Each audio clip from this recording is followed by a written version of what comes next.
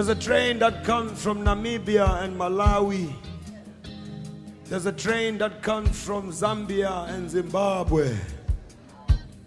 There's a train that comes from Angola and Mozambique, from Lesotho, from Botswana, from Swaziland, from all the hinterlands of southern and central Africa.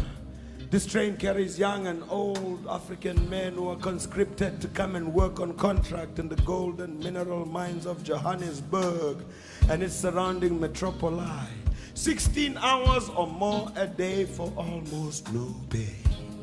Deep, deep, deep down in the belly of the earth, when they are digging and drilling for that shiny, mighty, evasive stone, or when they dish that mishmash mash food into their iron plates with the iron shovel,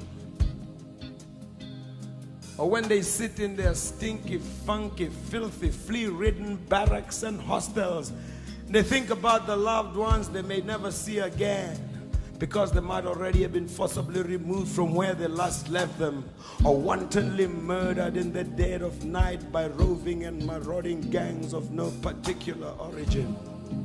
We are told. They think about their lands and their herds that were taken away from them with the gun and the bomb and the tear gas and the Gatling and the cannon. And when they hear that choo-choo train, a chugging and a pumping and a smoking and a pushing and a pumping, crying and a steaming and a chicken and a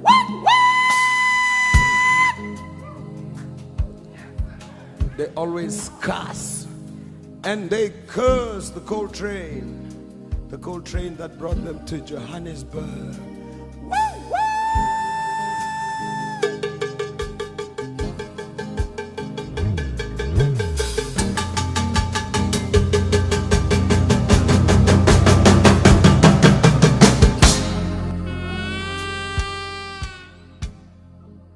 We have created the Black Power Blueprint because we are very serious about overcoming the grave disparities in this country and city between the conditions faced by white people and by Africans.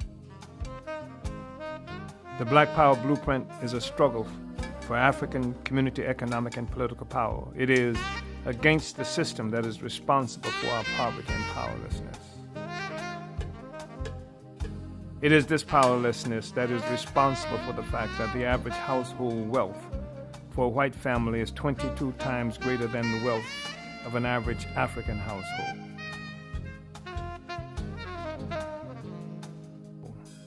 It is the absence of power that is responsible for the huge gap in the lifespan of African and white people in the U.S. and in St. Louis.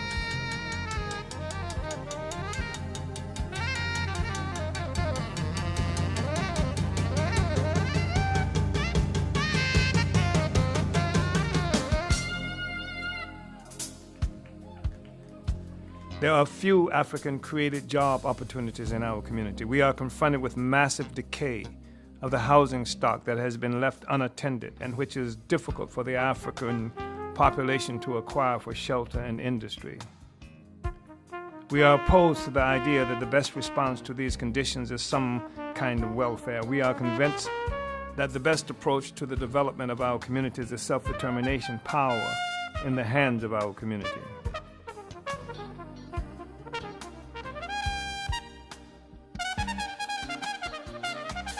We believe in reparations from white people to repair the historic theft of labor and resources from black people. These resources form the basis of social wealth inherited by generations of white people at our expense. We believe that reparations from white people is a positive stand that allows white people to join in genuine solidarity with African people and the majority of humanity.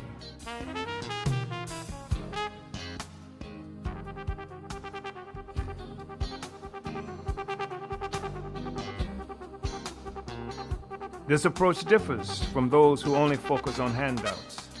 We believe that an equitable return of resources that goes directly into programs that provide collective economic empowerment is the best and just way forward.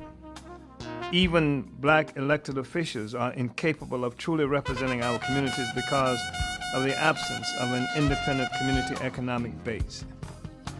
This fact makes black politicians more susceptible to the wishes of white capitalists and big moneyed interests over the interests of our impoverished communities. The Black Power Blueprint allows for everyone, African people ourselves as well as our friends, to achieve a dignified success that upholds the integrity of our community and contributes to stabilizing development that serves black working people. As a consequence, this will benefit the entire city in 1,000 different ways.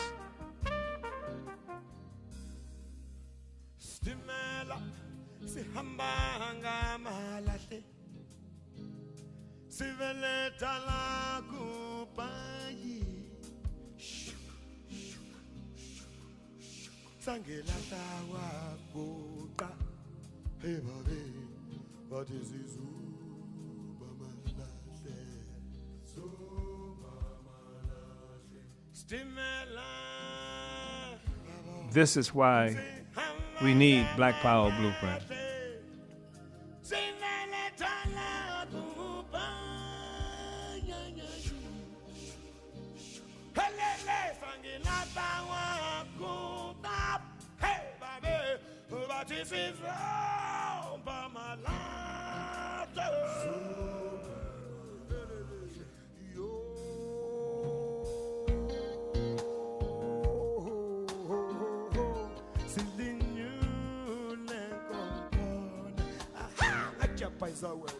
Stimela